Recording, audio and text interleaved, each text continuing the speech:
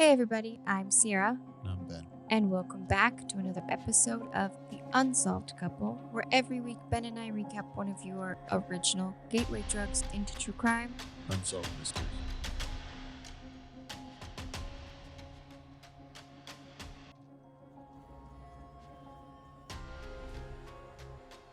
We rounded out the month of October by going to a big event here in Tucson with multiple haunted houses and different things like that. We did. Mm-hmm. Rounded out. We finished out the Halloween season. And now It's Christmas season. it's back. We started listening to Christmas music on the way home. We did. And We are one of those families that go straight from Halloween into Christmas. Christmas and Thanksgiving to me are a blended holiday. Yeah, our oldest son has been every year getting a little bit more annoyed about the earliness of the Christmas holiday. So I'm I like, think are it's just- we I think doing he's that just thing been- to our children that when they grow up, they'll be like absolutely zero tinsel and sparkle until like December 5th or I something? think he's just influenced by the cool crowd around him. Like people think it's cool to not It's- like Christmas. It's just the They- teenage vibes. yeah. Mm-hmm.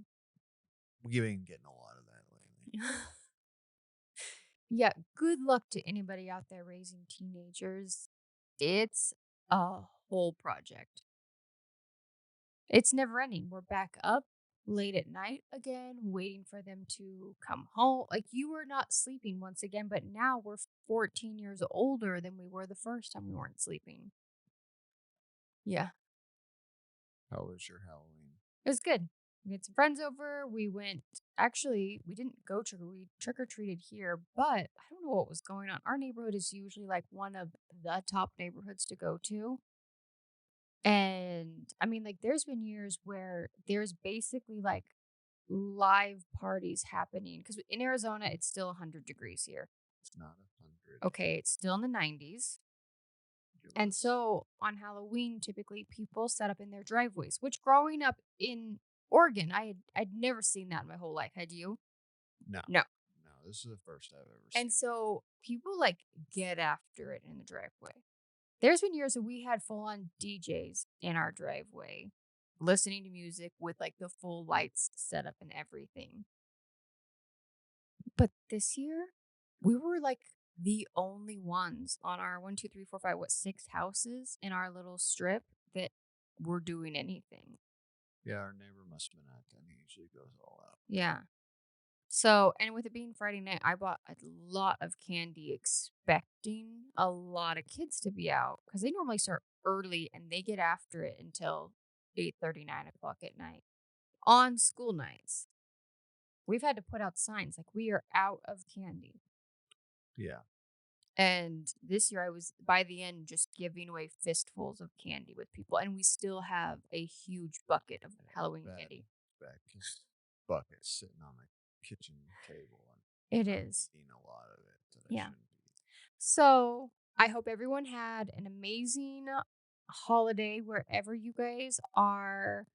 I think Germany is one of the only places I know that doesn't go all out for Halloween. Which Germany, what are you doing with your life if that's not what you're doing? I don't You know. should be I don't campaigning for that. If you want to run for any public office in Germany, campaign on bringing Halloween into the culture. But we hope you guys had a great time and that you got to celebrate. We went to a haunted house last night, which is one of my favorite things to do and something we're going to be talking about later in the show. I love haunted houses. I know. I don't get terrified, but I jump scare very easily. And I don't know. I love it. A lot of scaring last night. The problem is that once you scream, then all of the actors know like you're the weak link in the party. That's right. And they like to follow me outside of the scaring area. And keep scaring. Yeah. So, okay. Well, we are glad you're with us. We have 4 stories to go over? We have 4. 4 recaps for you guys. But before we get started, And before we dive deep into the world of unsolved mysteries, don't forget to follow the show wherever you're listening. And if you enjoy what we're doing, please take a moment to leave us a 5-star review. It helps more people find the podcast and keeps us bringing you more of these mysterious and sometimes spooky cases. Okay. No. Since we didn't actually go over this before, how do you want to break this down? Me, you. No. No, you, me, you, me. Okay. If we're ending with the haunted house, you Yeah. have to go last, which Okay. means I have to go first. Oh, it's been a while since Ben has kicked off daddy storytelling time. So Ben is our true crime daddy to everyone. let's not use those terms. I don't appreciate it. Okay. All right. Okay, we get told this is a bank robber. Just telling you right off the bat. You guys, Ben would rather be watching football right now and taking a nap from the absurd amount of candy he's had today. I've slept terrible for like 2 weeks, so Mm-hmm. all I want to do is sleep on my weekend. But that's not what we're doing. We're talking about December 14th, 1987, 8:30 a.m. Did you notice he chucks the axe through the window? Very Doesn't dangerous. hold on to Nope. it. Mm-mm. He yeets it through, as the kids You might get in the say. reenactment, this guy just throws an axe. Do you think the people? Oh, pause for a doorbell. BRB. Okay, sorry for that interruption. Local neighbor kid. All right. Looking for candy. Look. um, but no, I wondered when I was watching this. Do you think that actor had permission to just slam that through the glass like that? Yeah, I'm sure he did. I don't know if he did or not, but I would have been here for the director being like, I think give it some more. Give it like giving him some feedback. We need more. We need more cowbell, more cowbell. And finally the actor was like, you know what? And just chucked this insane sized hatchet, like full on, like what It you would was chop a axe. tree down with. An Yeah, axe. an axe. Through this not metal, this glass door. And Unsolved Mysteries is like, dang it, we're gonna have to pay for that. I don't know. It just was weird that you're about to rob a bank and you throw an axe through the door first and then leave that on the ground. I don't know. I didn't anyways, yeah. Anyway, so we get this reenactment of this guy throwing an axe through the door, coming in, everyone hands up, blah, blah, blah. And within 5 minutes, they steal $500,000. So come to find out, we were introduced to the man named Patrick Michael Mitchell. He has been robbing banks for 15 years. That is like that's longer almost than we've been raising children, Ben. And it is technically. It's longer than you've been in your career. He is a career bank robber. Yes. I came to find this is in my side research. One of his first, he was part of a gang called the Stopwatch Gang. And like one of their first heists was they stole gold bars from the Ottawa, Canada airport. First off, why would What? they have gold bars? I don't know. It was in the 70s. So there's no there wasn't any information on that. Man, what a time to be alive. I think I would have made different career choices in the 70s. Anyways, If you knew you could get away with robbing things for 15 years. I think everyone would if they knew they could get away with it. Yeah. But I don't. Anyway, so he's been robbing banks 15 years. Supposedly has made off with, they say, around $3 million. Good In gravy. my side research, it's possibly way more than that, up to like 15 million. But seriously? I got a lot of numbers. Okay. So what is fact, what is not? I don't know. But and then Robert Yeah, Stack we're not a factual podcast here. We're a entertainment. This is an entertainment podcast, not facts. We give you the facts that we can, but most of our facts come from Unsolved Mysteries. So if they're wrong, then we're wrong. which unfortunately we've learned a handful of times that they didn't have fact checkers. Anyway, so Robert Stack comes back. He starts telling us like this guy changes identities. Like we change shirts. He's constantly, doing all these I don't know. He's got different Six aliases. million. Yeah. Yeah. Anyways, he's made his name onto the FBI's most wanted list. Robert Stack says that he is responsible for at least 15 bank robberies and 2 prison escapes. Good gravy. So then we get the FBI on there, an FBI agent by the name of William Flottery. And he tells us, this guy's arrogant. He's telling us about this guy. The best part was he says that he's arrogant and self absorbed because he takes Retin A. I guess you could best describe him as being confident. He's even vain to a certain extent, and that we believe him to have taken the prescription drug of retin A, which supposedly keeps your youthful appearance. Do you know what that is? Oh, yes. I laughed, and I guarantee most women over about 30 something will know what retin A is. And the I've never fact heard of it. that he described this as like some sort of like Youthful. vain, youthful thing. To keep his youthful appearance. Technically, retin A is still the gold standard for skin cell turnover and exfoliation. It is a mild chemical that's in a form of a cream, and you put it on your face every night, and it just kind of keeps you with that youthful glow. I have some literally 3 feet behind you in the bathroom. Well, I don't Would you know what like it is. to start using it? No, I don't care to keep my. Here's the thing: I'm growing old, and I'm gonna be an old man someday, so might as well just accept it. Okay. All right, but that's not what we're talking about. We're talking about this guy. But the shade he threw was awesome. Yeah, I Yeah. guess. I don't know. So, other thing he describes him as he likes the ladies. Oh, well, you're not using retin A if you don't. So, and he sees himself as a cook. Because there's a few pictures of him cooking. No, in the vehicle they found later on, they found like 25 cookbooks in the back. I don't know. That's what seems like a lot of cookbooks. But It's a lot of cookbooks. all right.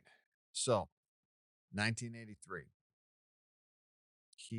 Patrick Michael Mitchell, had been sentenced to 20 years in Arizona State Penitentiary for a robbery. That's not the one that's right down here, is it? I don't Because we have a state pen down here. Or we have a federal penitentiary here. know. Yeah. Federal penitentiary. And we think we might have a state one. I don't know. There's like 3. Prisons So anyway, right around the corner from here. I didn't see which one he was at. So May 9th, 1986, him and 2 other inmates, they're cleaning, doing something. He's planned this escape. Somehow they get into like a maintenance closet and change into civilian clothes and walk out of the prison. Yep. Clearly not a super high security prison. And one of the inmates that they escaped with, they had convinced the inmate's girlfriend that they were on furlough for the week. Yeah, they had like a weekend furlough. Yeah. Mm-hmm. So she is out there waiting to meet him, and they drive away. They don't seem to notice they get away. So, not till it's too late, obviously. So, one of the escapees is caught later in Atlanta, but Patrick. It's quite from here, Arizona to Atlanta. That's a trek. Nice. Yeah. But Patrick and Johnny Stewart escape, and they head to Gainesville, Florida. So in Gainesville, they supposedly start scouting this bank that we talked about in the beginning. They rented a storage unit that overlooked the bank. Clearly, these guys are professionals because they don't just go rob the bank; they do all their homework. So they would like load boxes and unload boxes in the car and that while they watched the bank and they scouted it. And a lot of what they were scouting was armored truck deliveries in and out. So they get all the intel supposedly on this. They figure out the routine of the armored trucks, and Patrick doesn't go into the bank, but Stewart, the other guy that escaped, he goes in and opens an account and kind of scopes the bank. He becomes a regular presence at the bank so that if he's seen in there, no one is alarmed. Yeah. So this is happening, they say, because when did they escape? When did they say they escaped? In May? So this is happening in the fall. Well, that's a long time to wait. But anyways, so Patience is a virtue. December 14th, 1987, 7:30 a.m. Mitchell and Stewart, they meet at the storage unit and they get ready for their robbery. 7:50, they notice bank employees are starting to filter into the bank to get ready for opening, which is not till 9 a.m. This is this this timeline seems weird to me. But 8 a.m., the armored car leaves to go collect deposits.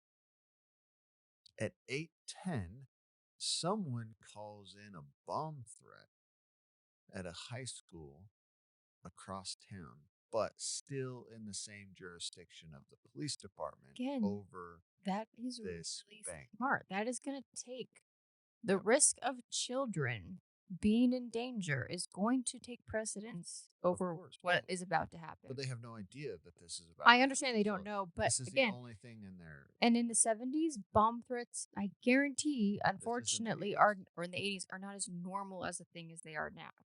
So 8:22, the armored car returns with deposits and drops them off at the bank. It seemed like in like 22 minutes you left and collected a bunch and then we're back. Well, they But- probably go around to just a handful of local. Did you ever work for a place that had armored trucks that popped by?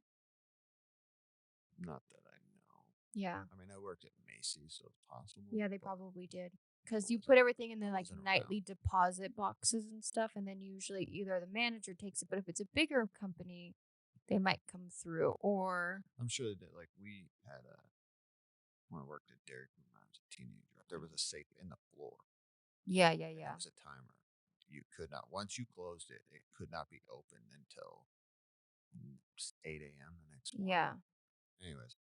All right, so the 8:22, the armored car returns, brings all the deposits back. 8:25, the robbery begins. Oh, you know what they might have been collecting? Was there was sometimes like deposit boxes in different areas. Like if you banked with somebody, they might have a deposit box and they might have gone around and collected those. They wouldn't want that money sitting there. So it would make sense in my mind, if that is correct, that it would be done quickly. Anyways, they go in, they smash the window. They're wearing Ronald Reagan masks, So, Love it. but they said that this was They his MO. that was his MO. He kind of had a little tongue in cheek with stuff because he even wore like the Watergate people, Nixon, and yeah. And Bozo the Clown, they said he would just wear different crazy masks. Speaking of Bozo the Clown, do you know who just like bought the rights to that? Bozo the Clown? David Arquette. He played Dewey, Officer Dewey, Oh yeah. in the Scream movies. Like he now owns like the whole Bozo the Clown. You guys, I haven't taken my ADHD medicine for a few days, so we might be getting some random facts that for some reason have stuck inside my brain and I can't tell you why. So they go in, yell. Within 5 minutes, they're off with $500,000. They even say he dropped a bag on the way out that had $28,000, but he still made off with $500,000. So he's on the run. Mm-hmm. 2 months later, Stewart, his accomplice, is arrested. He pleads not guilty, but he's sentenced to 40 years in prison. Love when people plead not guilty that are very obviously guilty. So a year later, Mitchell's Cadillac that he was last seen in was found abandoned in Tallahassee in a storage unit. Mm-hmm. So that's where they found all the cookbooks in the back. But he's on the run, and they're looking for him. They show his picture, all kinds of pictures. He's got all these aliases. This is where they think he is, but we just don't know. So, can you help us find him? They say he is a citizen of Canada, so he could be there, but he's coming in and out and all this stuff. So, Us Canadians are sneaky, man. yeah. All right. That's your story from Unsolved Mysteries. You ready for your update? Update. All right. He was arrested. February 22nd, 1994. So it turned out he had supposedly been there. Was supposedly evidence that he was living in the Philippines, but he would like come back and rob banks and stuff. Goodness. But he was arrested walking out of a bank in Mississippi. Why? Because someone had called in a bomb threat.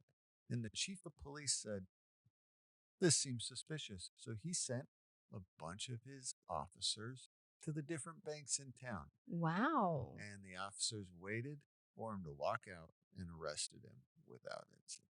There you go. He was suspicious of that. Clearly, I'm going to guess, from what I read, this guy he's considered one of the most successful bank robbers. Prolific, is that the word? Yeah. Yeah. So I'm going to guess his MO was pretty well known around the country at Okay. this time. At that time, yeah. I'm throwing a guess out there. But he was sentenced to 2 30-year sentences for bank robbery, plus another 5 years for escape. Mm-hmm. So he had like a 65-year sentence. He died in prison on January 14th, 2007. Oh, But he did write a biography in prison called This Bank Robber's Life. So if you're curious of it, but I did read that he was pretty well known. He was supposedly courteous with people. As of what I read, no one was ever. He did physically use violence. harmed. Yeah. Now, I shouldn't be, because they interviewed some of the bank tellers and they were clearly frightened for their lives. Can you even imagine? No. So, No, you know, yeah. I'm not trying to say anything nice about this guy because he robbed banks. He put people in I will say, in a fear situation, and where they were scared for their yeah, lives at it times. is So, easy to be like, well, the banks are insured and da da da da. Like, but there are real humans at work there. yes. And so to think financially, this didn't affect the normal people. Does that make sense? It's easy to be like, okay, so what? Some multi-millionaire, billionaire, X, Y, or Z is the one affected? Blah, blah, blah. But it's easy to discount the emotional trauma that would come from being the employees at the bank. One lady was interviewed, like she was scared she'd never go home to her A husband and kids 100%. again, and Yeah. and that is probably. I never assumed that someone pulls out a weapon if they're not willing to use it. Yeah. So, anyways, good. He was caught, and we've heard a lot of bank robbers that do Yeah. a few years. No, this guy, They locked him up. 65 years, and then, like I said, he died in prison. So, anyways, but he robbed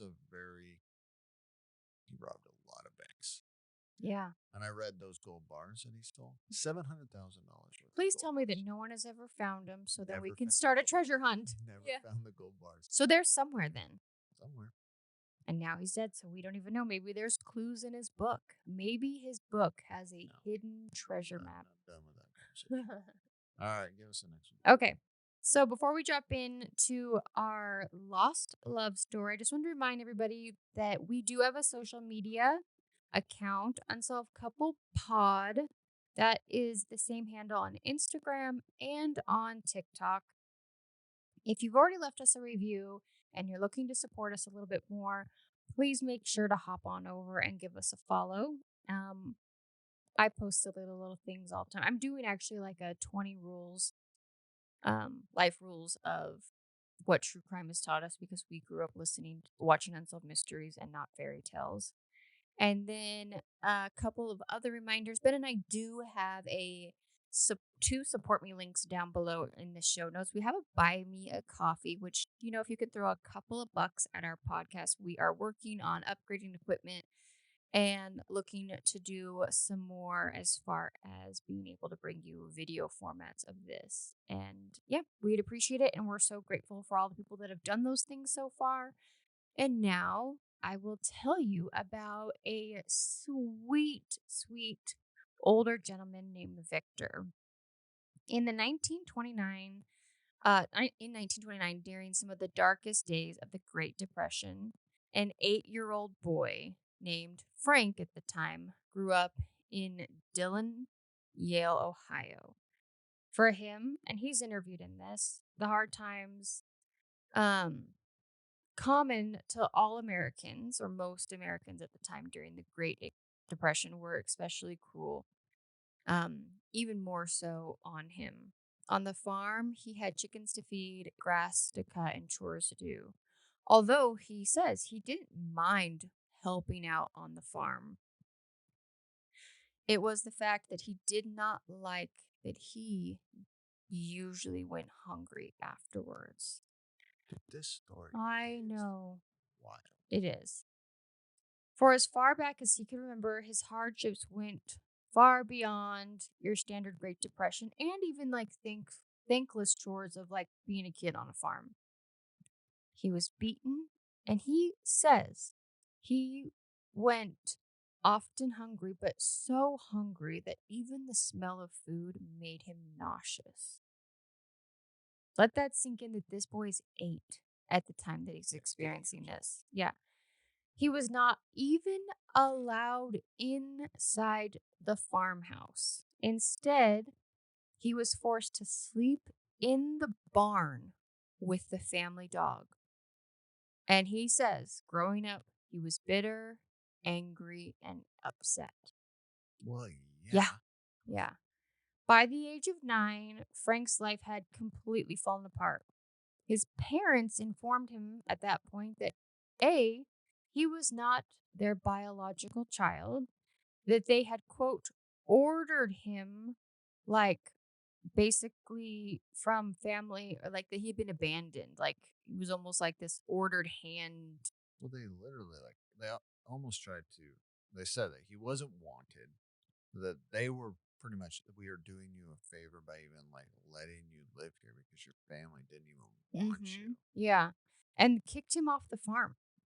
He wasn't allowed, like, by 9, he was ab- abandoned, according to them, for the second time.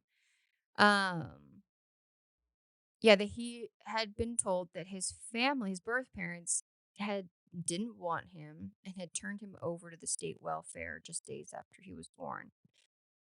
After being abandoned for the second time, this sweet 9-year-old boy was left to fend for himself. He had no family, no identity, or no clue as to who he really was. The search for a missing family and one's true identity can be difficult. Many times, years of research end in disappointment. Um, so it's just it's sad because the when he is interviewed, he's like a I don't want to say like he's just this happy-go-lucky one. He just seems like very well spirited as he's sharing this story. He's clearly taken this thing in his life and Mhm. turned it. Yeah, and so his deepest fear was that this 9-year-old boy, Frank, whose search for the truth would actually be more harmful than good. Like he was going to just find out more kind of hard news. And so um we kind of go back for a second. After being kicked out of his home at the farm, and I use that term home loosely because whoever those human beings were, I hope they didn't get a good night's sleep and that their hay beds were always infected with lice. So Frank was shuffled from state institution to foster families all over the place. He became a ward of the state of Ohio and often had to eat at soup kitchens, and even tells us that he stole food not because he was a theft, but because he like it was eat or die. Yeah, he says, I'm not a thief, but I stole to But I was survive. starving. Yeah. He did not know anything about his birth parents. He was told several different stories, including that his family had deserted him. He felt completely lost, and as a teenager, these troubles continued. The belief that his birth parents had willfully abandoned him left him dispirited and aimless. At 16, however, his life takes a little bit of a turn. A concerned social worker confirmed that Frank was actually not his real name. He had been born Victor Emmanuel Scheiman. And I'm going to spell it to you for you because it does become important here in a little bit. Yeah. It's Shiman. And put a pin in that, we'll get back to it. The counselor also made this promise, and this kind of broke my heart. I can maybe see why he did what he did, but this is the definition of like an empty, unfulfillable promise. If Victor, now at the time, applied himself and stayed in school, his birth parents would be in the audience when he received his diploma. And that if he would just finish school and graduate, this social worker would make that happen. So on graduation day, he officially changes his name and graduates as Victor Scheiman. It was the first time in his entire life that he used his real name. He thought that if his birth parents were in the audience that they would hear his name and respond. That moment had to have been so exciting and then like the biggest letdown. Well, he literally says like that was it. It was the worst day of his life after all these things he'd been through. So no one shows up. And it turns out that, yeah, this would, I will say, as I'm watching this, I thought, my gosh, this boy at this point in his life, especially the day and age that it was at that moment, could have chosen a very different life. At this point in his life, he's been through More than what 17, 18 years is going through what a lot of people will never go through in their entire Yeah. lives. So Victor decides to write to the Ohio Welfare Department, and they told him that nothing can be found about his birth family, and that they kind of disappeared without a trace. At that point, he gives up his search. He had no choice, but he was just going to move on with his life. In the 1950s, he married this beautiful woman named Eleanor and started his own family. They ended up having 5 children. And they show several pictures of them. It looks like this beautiful little family. And for 34 years, he'd all but abandoned any hope of ever kind of finding out about his birth family. Then in 1984, he learned of an organization actually in Ohio, where he was from, called Reunite. It was a support group for people searching for their lost loved ones. An old friend from school had told him about the group, and he decided to go meet with them. Victor told the group of his story of his childhood, and that evening he met with an amateur genealogist named Rose Murphy. She was upset to learn that he had spent his entire life not knowing about any of his history, and she was determined to find something to help solve this puzzle. She began sifting through a labyrinth of state adoption records, county welfare files, old newspapers, and incredibly, less than a week later, she actually discovered an obituary of 37-year-old Hungarian immigrant named Leanne Scheiman, Schmon. She had died in 1921, just hours after giving birth to her 11th child. The baby's name was Victor. So Rose actually then contacts a Hungarian language professor. There's jobs for everybody because that seems so niche, but here we are. And he guessed that the family name was actually Simon, Simon, a common Hungarian family name. However, when pronounced by a Hungarian person and heard by an English speaking ear, it would be spelled as Shiman.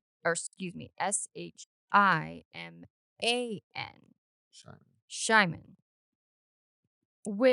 Within 20 minutes, she had located his original birth certificate that had sat there for 64 years. It had not been found before then because they were searching for Scheiman instead of the family Simon name. Just a clerical error, and even an unintentional one. Yeah. Yeah. So this leads us to then, how did we have a birth certificate? We have a live birth, but this was also found through an obituary with 10 other children involved in this family. So how did we get to this quote unquote abandonment that he had been told had happened to him? So we're able to kind of reconstruct the events surrounding Victor's birth. His 42-year-old birth father, Dan, had worked for the railroad in Alliance, Ohio, actually only 100 miles from where Victor ended up growing up. Just before his birth, a tragic series of events would kick into motion and separate him from his family. While Dan was working on September 5th, 1921, the bones in his ankle were shattered in a railroad accident. That sounds awful. He was rushed to the hospital. While then that afternoon, his wife Leanne went into labor at their family home, it appears per the reenactment, and which was common for the time. She dies shortly after giving birth to Victor. According to the obituary, Dan was taken from the hospital to the funeral, and basically, like, the baby's kind of taken away from him, it seems like, because he's not able to even stand up. He's still in hospital. So the state takes the baby and places him into foster care. Records indicate that Dan agreed to this being done so only with like major regret and like almost reluctancy in wanting to do this. But this man also is dealing with the fact that there was no, at least I don't think at the time, like labor unions and workmen's comp and all of this. So your bones being shattered, even though it was the potentially at your work's expense or their fault, they owe you nothing. You have 10 mouths to feed, and you're burying your wife who just died in And childbirth. if you don't go to work, you don't get money. Exactly. So I can't even imagine his even mental state was in a clear decision making No. point. So records also, or Rose believes that there was some evidence, and they didn't really go into what, that Dan had returned later to the welfare home after recuperating and getting back into work to try to get his son back. However, by this point, the baby Victor had been mislabeled and changed their name to Scheiman in their records. And his name, they changed his name to Frank. Yes. Again, like just these little tiny errors that ended up changing and devastating the course of these families' lives.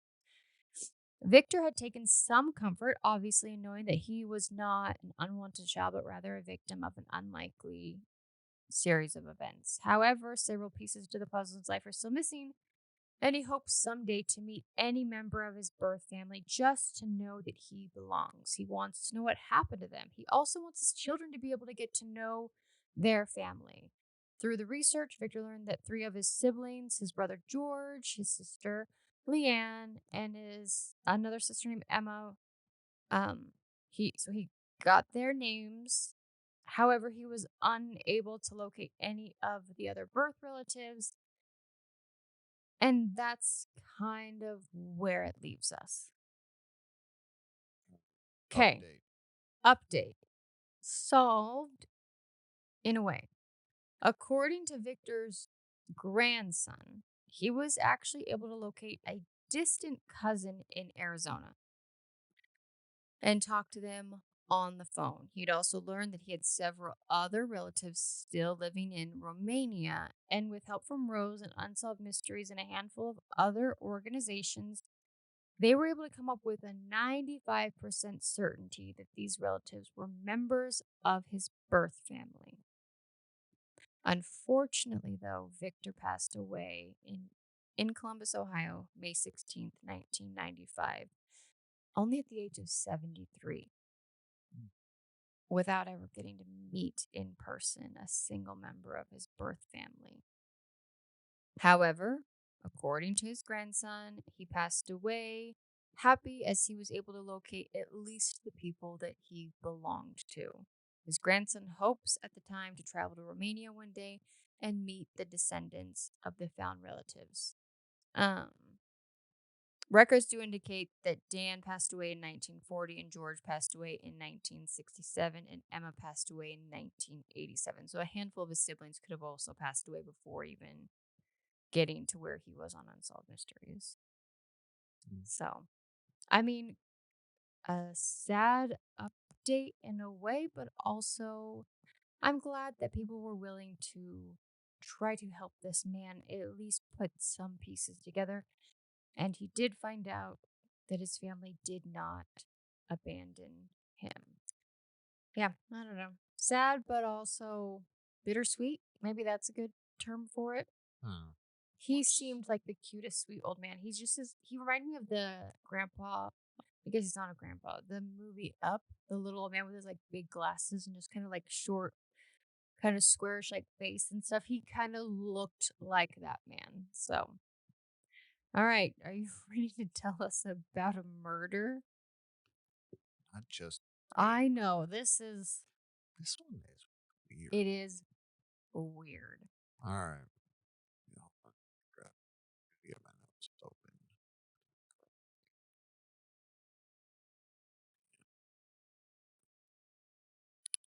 We'll just sit here and wait patiently. Wasn't ready. You weren't ready even though I finished up my story. I don't know, dude. Sometimes I just wait till the moment is there. Shocking. And then You procrastinate more than anyone I know. 100%. You are the biggest, but you guys, it has never really ever had a negative effect on Ben. He is this weird ability to procrastinate and then just no consequences of it. And me, procrastination is innately something I fight against because my brain just forgets things. And then I'm always stressed and worried that I'm forgetting something. And I've always had consequences of it. I've lost friendships over it because people think I just abandonedly forget about things. I don't. I probably have to. I just am like, I don't know. Anyway, I have been this way my whole life. Mm-hmm. I will wait to the very. Does it stress you out though while you wait? No. No. And see, I'm just always at a 10 that I'm forgetting something. Sometimes it does. But then I will wait till the very last moment and then I find some way to weasel out of it where I can just escape and it works. It does. And I hate you for it. And so then all that does is perpetuate that That cycle. procrastination's not the problem. Yeah. Okay. Please share us this triple homicide we're about to cover. All right. We're get introduced to Las Vegas, Nevada. Robert Stack starts telling us about the life of Las Vegas. But that it starts attracting. Speaking of Las Vegas, come find me at CrimeCon 2026. Yeah. Plug. But Las Vegas now has, in the 80s, had started attracting retired communities, big Dude, place. the retired people love the dry heat. We live in Arizona, and there is a little community called Green Valley. The entire city, you guys, the entire city ordinance is 55 and over. It is like in the laws there. 98% of Green Valley is under this umbrella of 55 plus. And we all know when the Green Valley people start showing up. Well, the population of the city almost doubles. Almost doubles, you guys. From like October till May or June. Yeah. It's crazy. Go to the Walmart in July. It's a nightmare. Go there in January. It's two different Walmarts. Two different Walmarts. Parking lot packed. Mm-hmm. July, half full. Yeah. It's wild. People giving you their opinions whenever you go into the store January versus no one speaking to you when you go in July. Do you know how many car accidents I've seen in that? Oh, that was the other thing I was going to tell you. The amount of car accidents in Green Valley during snowboard season is insane. You have to be on high alert. People, stop signs mean nothing. Speed limit, just expect it's always going to be 10 or 15 miles under what it is posted. I literally walked out of that Walmart today. And so at the front, they have, instead of pulling diagonal in, they have where you just pull straight. They've made it as easy as possible for people to park. 3 disability parking spots where you just pull straight. And I'm sure this doesn't make sense because I'm explaining it terrible. But I literally watched someone pull straight into the spot and then back up and hit the car behind him and then pull forward. And he just got out and walked in. No clue. No clue. He had no idea. No, they have no idea. It wasn't a bad, but I just was dumbfounded. I know. Anyways, Continue. okay, Las Vegas. We get introduced Frank Allen. He buys a house. He's an LA businessman. Buys his retirement home or a house in Las Vegas. It's clearly a ginormous house. It's in a gated community, but he supposedly does a lot of business. I'd actually like to know Frank Would Allen's. love to know what he does for Yeah. a living. But he's Also, this is a really smart setup. This is probably why he's as successful as he is. anyway. So he buys this house in this gated community.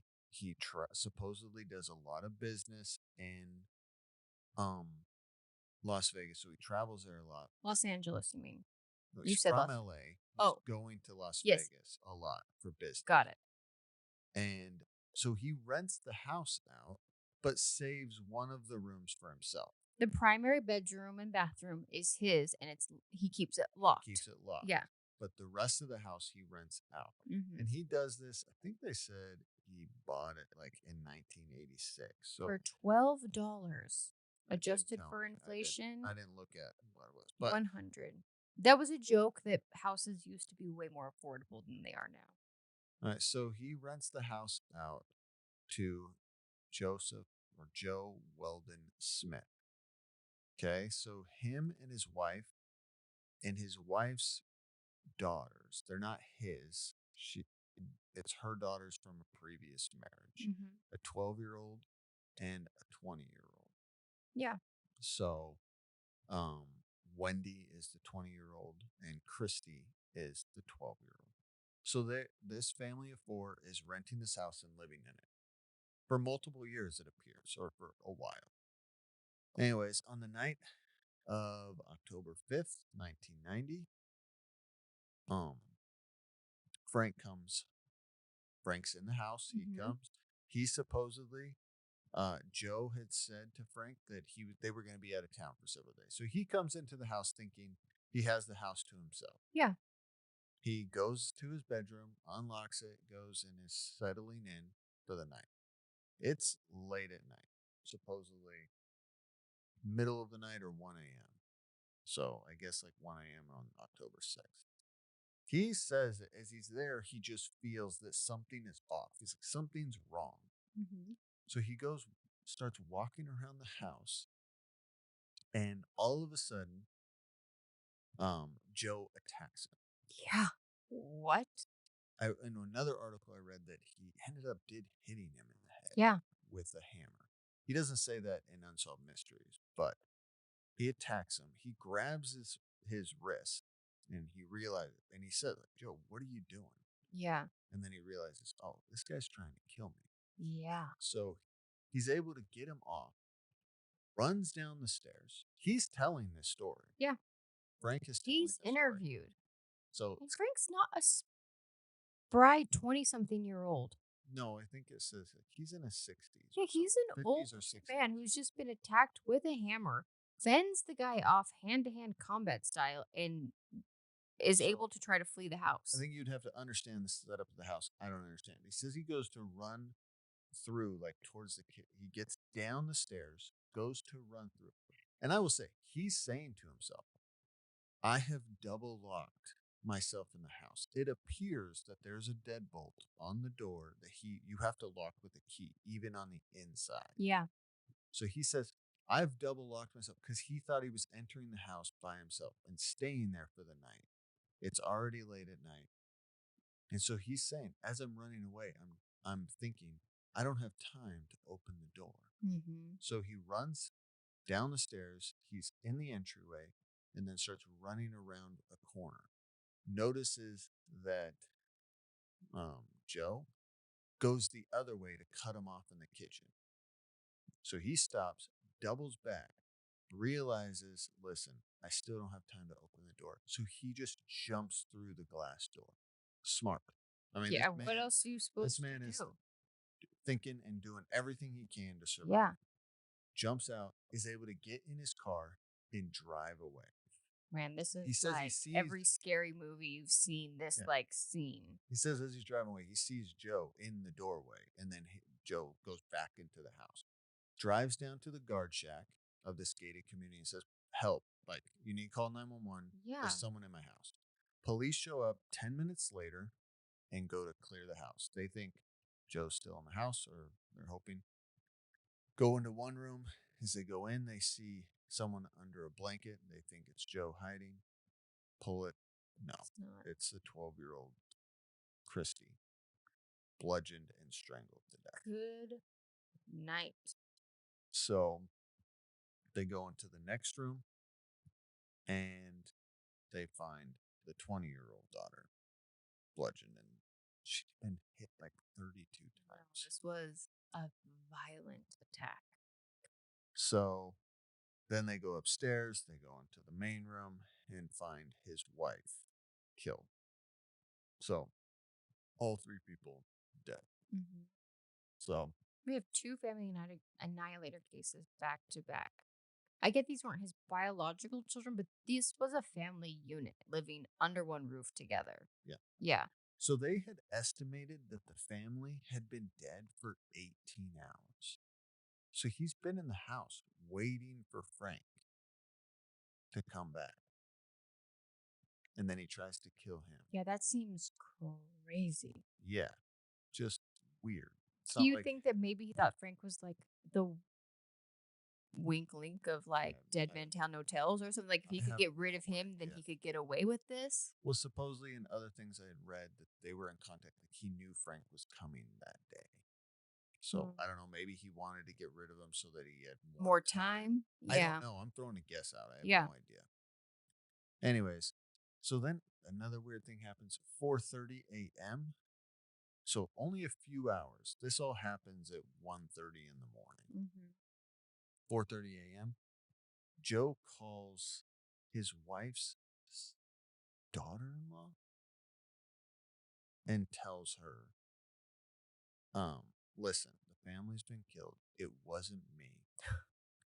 It was several other guys. I know who did it. I'm going after them. Okay. And, pretty much says, like, I would kill myself, but I know who they good are. And I night. gotta. I'm the victim in this situation and also the hero. Yeah. You're a So, loser. denied him. He just, Yeah. I didn't do this. So he's going to go after him.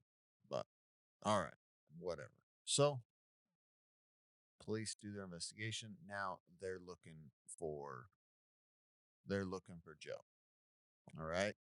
They give his vehicle. He's got a gold 2-door Lincoln Continental. It's got a vanity plate. It's called Smitty 2, whatever that means. That is weird, eh? So, but they even say, like, we don't know the motive because from all accounts, their marriage was decent.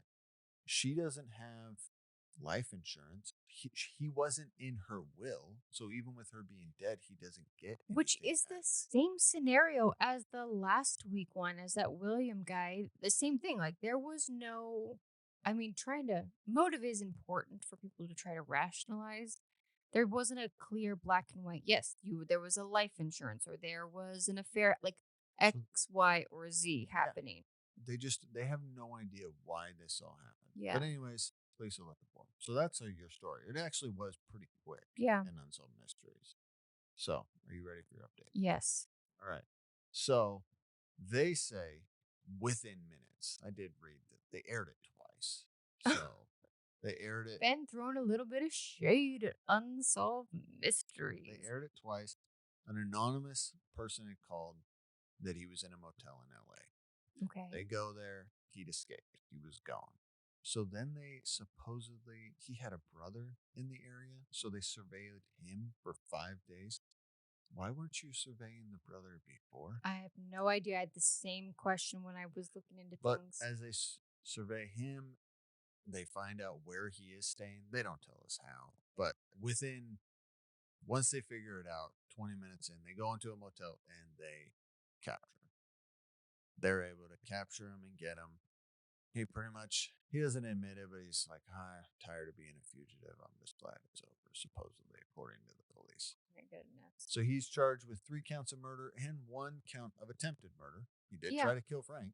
Yeah. And he was convicted of all 4, sentenced to life in prison. I actually read multiple He'd been sentenced to death for the two girls and then life for the wife. Hmm. But then, like, the Supreme Court overturned him, and then it gets muddied. But anyways, he was on death row. He actually was still on death row. On May 20th, 2023, he died in prison. Not Not that long from ago. no, not from lethal injection, but Passed away of natural. yeah. So Yeah. he is dead. But side note, Okay. he does say in trial that he was part of a drug smuggling ring with the Colombian gang, Okay. and that they came in and killed the people, and that he was there. He attacked Frank because he thought one of them was that Frank was one of the guys coming back. They said he came in, they put him in the room, they put him in the game room, and, like, Mm-hmm. locked him in there, and then when he went out, he found all three of them dead. But still doesn't explain why he attacked Frank with the same murder weapon. Yeah. You know, that's his story. His Yeah. story is that he didn't do it.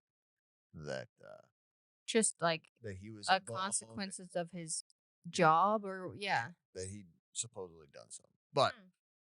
there's a lot of that story that Life lesson: don't tick off Colombian drug lords, and/or don't do drugs and don't kill your family. Like, no matter what happened or didn't happen, that's I don't believe that story no. one bit. Mm-mm. But anyways, caught, convicted, died in prison. Bye. Dunzo. Okay. Are you ready for a haunted house? Mm. This also has a psychic in it too, Oh, I know. and not just a regular psychic. Don't even get me started. Don't even get me started. All right, everybody, get comfy. Hmm. Here we go. I'm gonna put on my best performance for you because I love haunted houses. In the Nevada wide desert basin, an old Victorian home carried with it a long, unsettling past.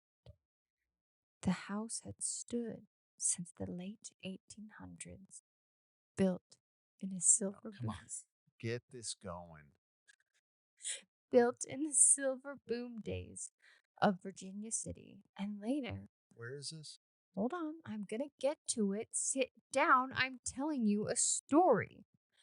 Built in the silver boom days of Virginia City, later moved plank by plank, nail by nail across the state. What state?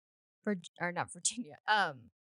This is, well, here's the thing, is now it's in Nevada. Still in Nevada. Yeah. By the late 1970s, the house had been saved from demolition by a couple, Jim and Susie. Okay?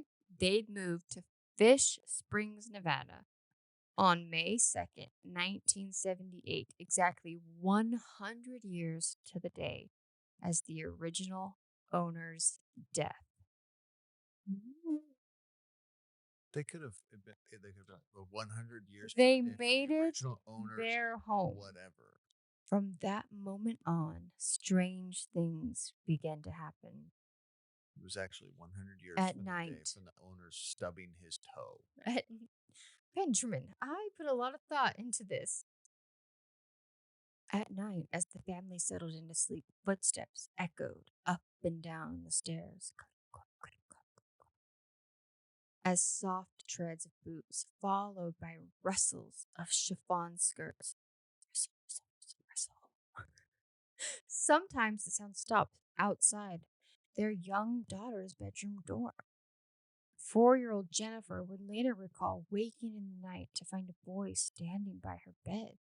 A boy she did not recognize, with a sad look in his eyes. Behind him stood an older man with a mustache, with a kind but yet solemn face. Moments later, both figures would vanish, and Jennifer's bed began to even lift off the ground. Moments later, terrified, she would call out to her parents, and this would kind of be the catalyst to where the parents decided it was time to put their foot down and get some answers. So, what did they do, Ben? I don't know. This call a psychic. They called a local psychic, Daniel Martin.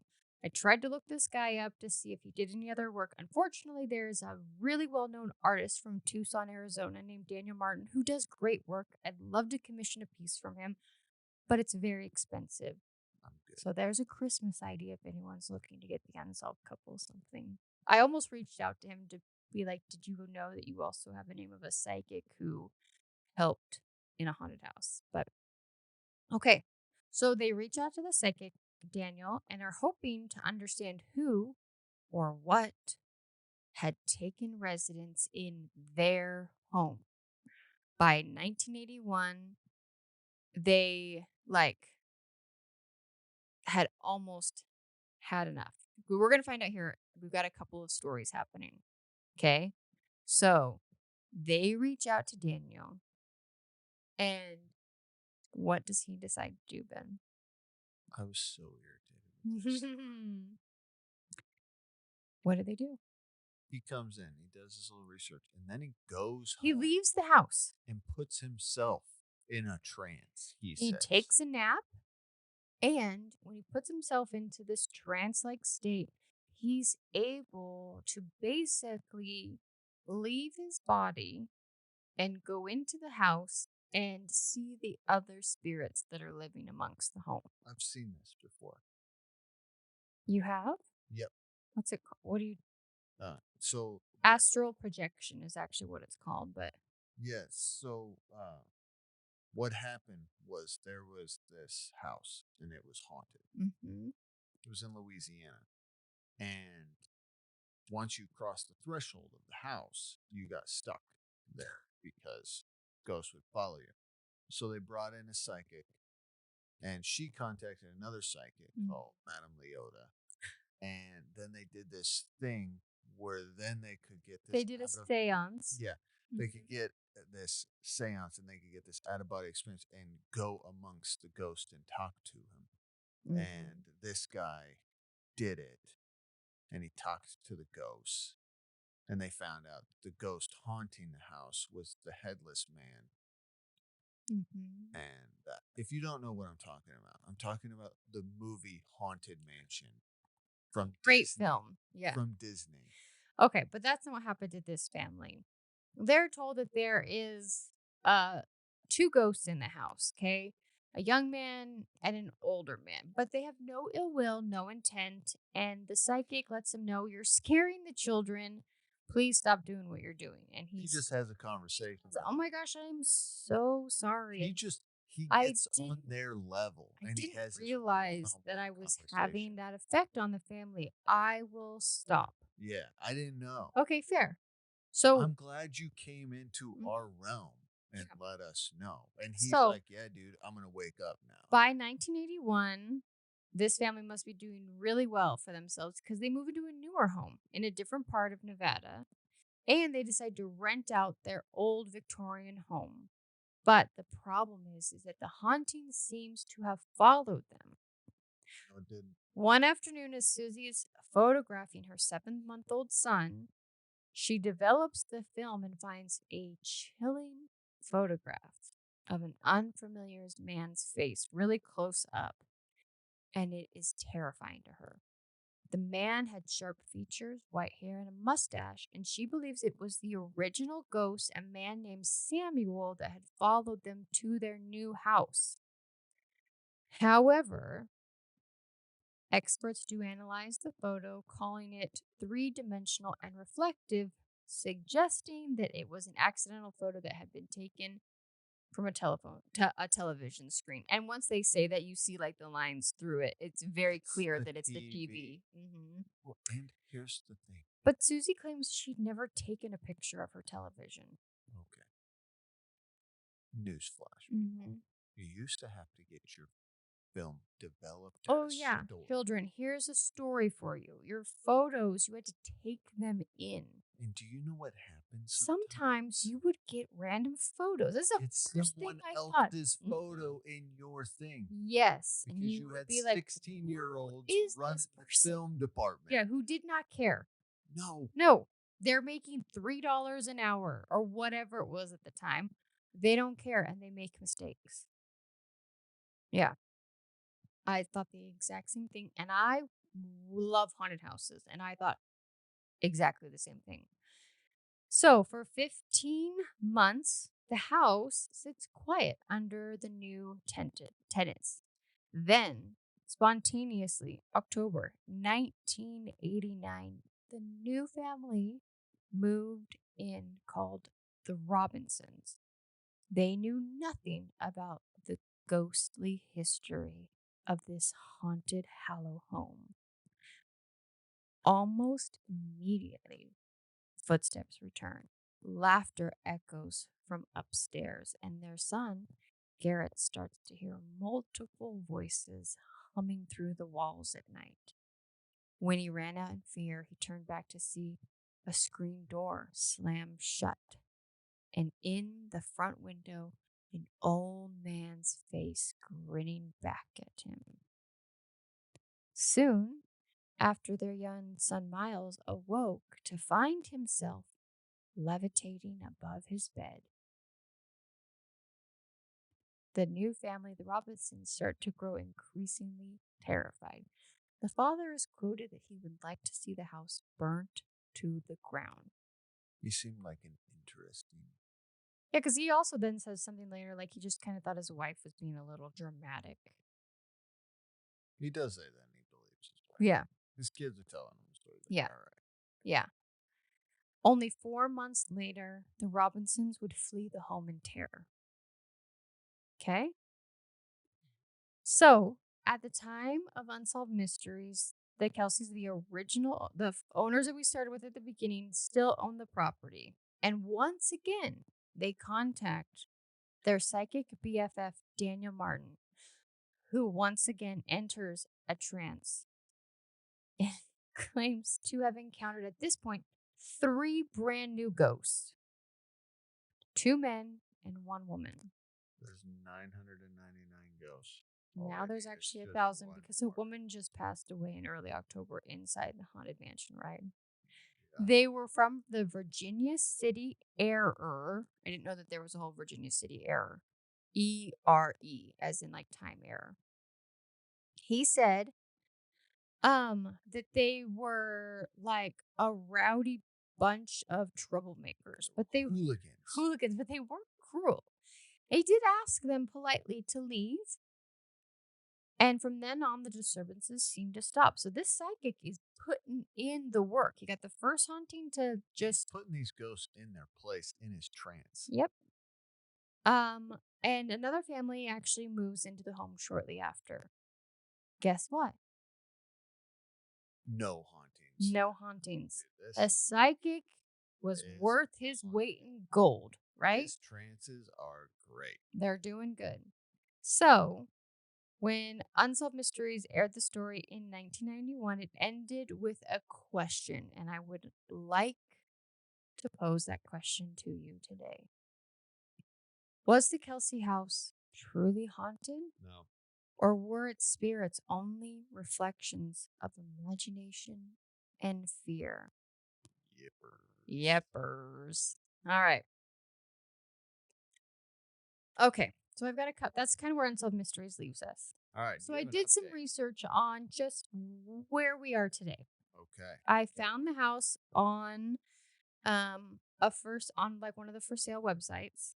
Okay. It's wildly expensive for some random remote farmhouse in the middle of nowhere, Nevada. Maybe. The daughter of the original family did post. Now again, this is all like on Reddit forums and different things like that. Take it So with a grain of salt. yeah. She claims that there are several parts of the television story Unsolved Mysteries that were incorrect. Okay? The house, she said, was built in 1877, not 1860, and that her mother, Susie, personally saved it from demolition in 1977 on the home's 100th anniversary. That was actually not even mentioned in the story, but I am just relating to you what she said. It was relocated from Virginia City to Carson Valley, where her grandfather's homestead stood. So I don't know if they bought it and then transported it or bought it on the land. Again, this is just what I was able to find out. The paranormal activity actually didn't begin until they started renovations of the home and continued until the family moved out in 1988. She also wanted to clarify that her sister Jennifer was only 3 years old and not 13, as the show had said when the hauntings began. And that the spirit Samuel, she insists, was never malicious or evil, but described him as a quiet, protective presence with white hair and a cape. A cape? Mhm. And that even after leaving the entire state of Nevada, Samuel has followed their family.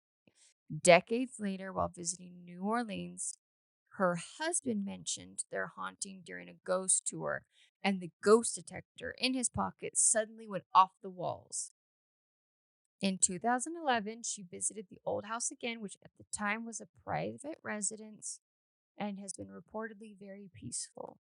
Today, from what I can understand, the house still resides in the Reno, Nevada area, silent, still, and filled with the history and echoes of ghosts from beyond. No levitating people? Whether the spirits were protectors or pranksters, the story has lingered far longer than the families who have lived there. And we know one thing to be certain. Whether the family goes, Samuel seems to want to tag along. And there you go. So, do you think that the house was haunted? What, first off, we've kind of talked about this. You believe in ghosts, right? Do you believe So- that ghosts can haunt and be presence in some sort of. Let's just make this clear. This is an area I have not given a lot of thought processes to and come to firm conclusions. Okay, fair. You haven't put a lot of effort or energy into trying to decide how you feel about these things. Yes. Okay. I know we've had this conversation many of times. Like,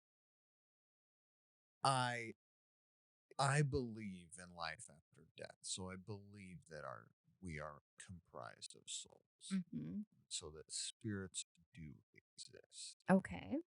Possible for spirits to protect, sure. Mm-hmm.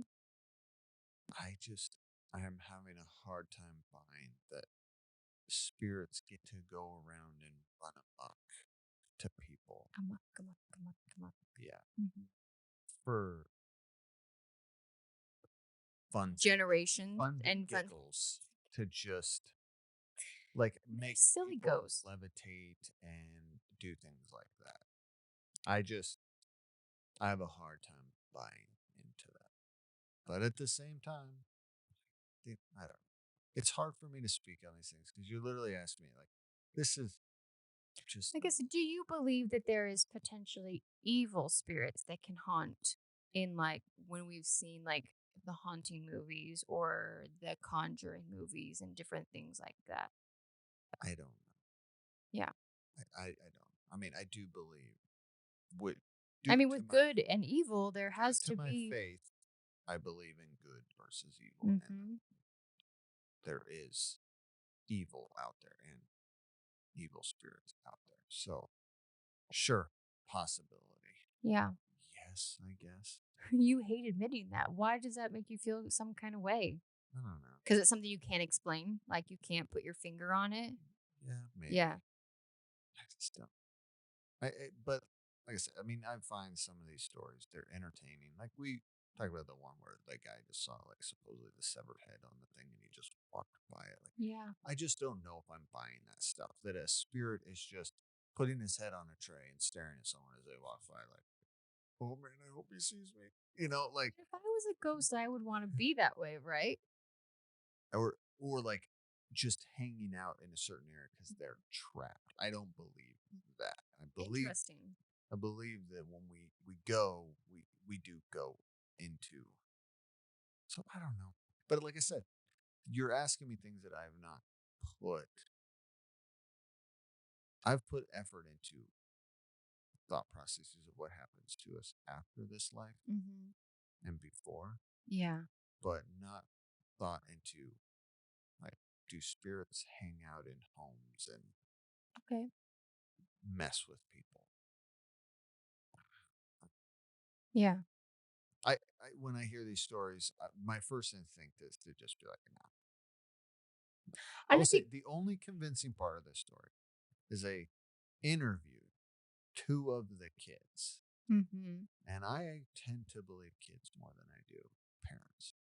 Yeah, Not, children really don't have a reason to lie or like I know I'm not saying the parents have a reason to lie either, but kids are usually a little more innocent and like in their. they just kind of tell you what they see Yeah. and what happened to them more If we had easy. two kids at If this accord and had some sort of like levitation experience well, and just had hearing things. seen things, yeah. Because I'm not saying the adults are lying at all or making it up. That's not what I'm saying. But as adults, we tend to think through it way more before we tell the story. Kids are just like, "Oh, dude, this happened." I'm like, here it is. Yeah. So I don't know. I don't know. What's your thoughts? I already know how you feel. What's your thoughts? I'm done speaking because most of my speaking is just I don't know. But Yeah, I mean, I fully believe in. I mean, here's the thing. Do I think that every person that thinks that they had some encounter is an actual one? No, our brains do weird things when we're in sleep mode. Like, I've experienced sleep paralysis before. It's terrifying. Um, and I've heard, I mean, I haven't experienced the sleep paralysis where there's like an actual figure that I can see, but I experienced sleep paralysis once where, in scary movies when like the blanket is being pulled off your bed slowly down, right? I've experienced sleep paralysis where I couldn't move and that was happening to me and I thought that I was awake and everything was very, very every ounce of the room of the bedroom I was in was exactly how it's supposed to be. Maybe some people hear that and think that that was an actual real encounter. Maybe the adult brain in me realizes that sleep paralysis is this weird phenomenon that we can't explain. Um, but I do believe that we are surrounded by spirits, and 98% of them are good intent and are what you would categorize, maybe people might call as guardian angels or positive influences or whatever. But I do believe that there can be things out there that can embody or manipulate or deceive.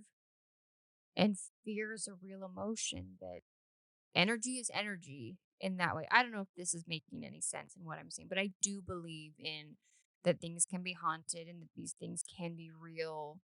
It's just a fine line because I also think that, like, we just celebrated Halloween and I find it very playful. My daughter was just telling us that she has a friend who doesn't celebrate Halloween, who thinks that anything related to it is rooted in some sort of very evil, dark place.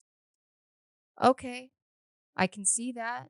I don't agree with it. I think it's actually really fun and it's a human, experience of what happens to us before or after life. I don't This is not a philosophical podcast as we've no, talked we've about. said that before. I don't really think this house was quote unquote necessarily haunted. I think it's possible that there might have been some weird things. It's an old house. It makes weird noises. I grew up in a really old home. To say a house settles and like its bones creak, it really does. Well, and that's what I was gonna say. Like, our mind does. The mind is It, interesting. uh, it's deep. Yeah. And I know personally. So when I worked nights, Yeah. I was out in the desert in the middle of nowhere, Pitch black. pitch black, sitting. We ran an operation. I sat under a tree in the dark for hours waiting for someone. And the noises Mm-hmm. you hear. Now, I understand that's out in nature. Okay. But I was hearing noises I'd never And that heard you couldn't explain. before. Yeah. And if you let your mind do What certain minds things, will do. Yeah. I could I could have convinced myself it was some crazy things. So I don't know. Like I said, I just think that our mind sometimes, and like you said, like it's an old, I don't know. Yeah. But I will tell you what I don't believe. 100%. It's This psychic. psychic went home and went into a trance and talked to spirits. I don't believe. Have you ever even heard of astral projection? I do not believe that someone can just walk in and then go and say, well, I now have the power to just put myself in a trance and talk to those spirits. Mm-hmm. That I have thought about, and that I do not buy. 100%. Yeah. I don't think that you can just have the ability to say, well, I'm going to talk to whoever I want on the other side because I have that ability to do so. And I'm going to come into your house. Well, no one is surprised at your thoughts on that because we all know I how Ben understand. feels about psychics. Yeah. Yeah. Yeah. And maybe because you call yourself a psychic, I'm just like, boom, no, absolutely not. But Okay. Well, you guys, that is our recap. 4 episodes, all from season 3, episode 16 of our beloved story and series, Robert Stack's Unsolved Mysteries. So, for any of those who'd like to hang around, at the end of every episode, I ask Ben a silly question and we kind of wrap things up and make things lighthearted. If you're not interested in the banter and the chit chat, you may exit stage left and we'll see you back here next week. For those that would like to stick around, I got an easy one for Ben this week. Ben, what is your favorite Halloween candy? Do you have one in particular? I have one. Okay. What is one that you like? Were you the kid that like ate all your favorites first or you saved your favorites for the last? No, I just ate them. Okay. I But didn't. know that our unneurotypical brains had a plan and a whole like I had my whole mapped out. But that's another question for another day. But No, what are some of your top Halloween candies? So I love Mr. Goodbar, That is that's been your favorite. Yeah. but those are not very common in Halloween. Mm-hmm. What right now in the bucket we have, I dig for Milky Way, Uh-huh. Snickers, and Kit Kat. Okay. Those are the three. Right now, I will dig through that bucket, and those are the three I grab. Mm-hmm. Snickers being last, Milky Way first, Kit Kat, Snickers. Once all of those are gone, then I will find something else that I'm willing to eat. But after that, Okay. used to be Butterfinger, but we all know how You we guys, feel I don't know if about. we've talked about that. Butterfinger changed, have we? Oh yes, I think we have. Yes, we had a big thing, a whole thing about it. We all know. Okay, we won't dig up that grave Yes, again. that one has been dead and buried. Boycott Butterfinger. But yeah, like fan of. I guess I know I threw 4 at you, but Mhm. Mr. Goodbar, Milky Way, I love Milky Ways. Yeah. So good. Yeah. I do love Kit Kats too, and then Snickers is my last. Yeah, Yeah. all great. All good ones. Okay. All right, what's yours? You guys, I'm kind of an old soul when it comes to candy. If you say almond joy or No, mounds, I don't like coconut. I don't like, here's the thing. I love the flavor of coconut flavored things, but I hate the texture of coconut. It feels like a certain kind of body hair in between your teeth and when you're eating. I just hate why would you it. say that? So sorry if I just ruined coconut for anybody else. Okay. Actually, one that I like that most people don't. I kind of like some of I have 2 categories. I've got like my fruity ones and then my chocolate ones, and those are different. And they can't be competed against because it just depends on the mood. I like dots. That's disgusting. That's an abomination. Dots are one of my favorites. That's gross. Twizzlers. And that's plastic. I love Eating Twizzlers dots is and eating Twizzlers, plastic. and then flavored Tootsie Rolls. Those are delicious. Yeah. I will give you that. That's the only one. 'Kay. Twizzlers is an abomination to Recently, there's been the Lifesavers gummies that I'm pretty here for, but that's not been around for a long time. Okay? Okay. But yeah, dots are my number one. I like dig through the kids' bags to see if I can find their dots. you And can no one's have 'em. ever accused me of like their dots are missing. Yeah, because nobody wants them because they're gross. Okay, well, if you guys have dots you don't want, send them to me. I will eat them all. I love them. It's gross. Do you remember the old style? I think they were called jujubes. They were like little tiny. They looked like dots, but they were like micro small. I don't think they sell those anymore. Those were also one of my favorites as a kid.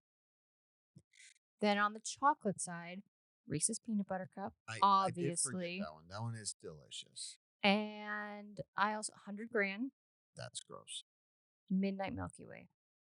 Also gross. Not like 100 Grand. It's basically the crunchy chocolate that you like. I will say with 100 caramel. Grand are okay. They're okay. And I like and Twix. Yeah, they're Yeah. fine. So those are some of my favorites. But you know what? You know what this is about Reese's Peanut Butter Cups? Let me tell you. Tell me. I like to also eat mine a very particular weird way. The small ones, Mm-hmm. not as good. I agree. The bigger ones, Better. The way peanut better. butter to chocolate ratio is much more The matched. smaller ones are too hard. Mm-hmm. The chocolate And is hard. there's too much chocolate. There's too much chocolate and not enough peanut butter. Mhm. You gotta get the bigger ones. I the agree. flatter I think ones. that's why the peanut butter pumpkins and the peanut butter eggs are so popular Because because there's way more peanut way butter. more peanut butter to chocolate ratio. It's like an 80-20. Do you also know what I love to do? Tell me what you love to We're do. getting off. Also, the new Oreos with the Reese's peanut butter. Delicious. Those, let's keep those in stock all the time. So another one that goes by the wayside that people don't eat is just the little Hershey bars, right? Just the plain Hershey bars. And I love it because you know why? Those you know are what not good. What's that? Those are not good. And here's how to make them good.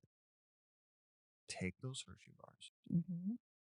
and take a can of peanut butter and you dip the Hershey bar. A can of peanut butter? Yep. A jar of peanut butter. Whatever. A jar of peanut butter and you scoop some peanut butter on that Hershey bar Mm-hmm. and eat it. Delish. I like to do that with my Oreos. I break the Oreo in half and I've never scoop tried up that. just I'm willing to try about it. equal amount to whatever the cream is, and then you smash it back together and eat it. That is a midnight snack, my friends. Okay, well, we are excited that you guys joined us, and we are looking forward to chatting with you again next week when Ben and I will be back here to recap another episode of Unsolved Mysteries. Bye.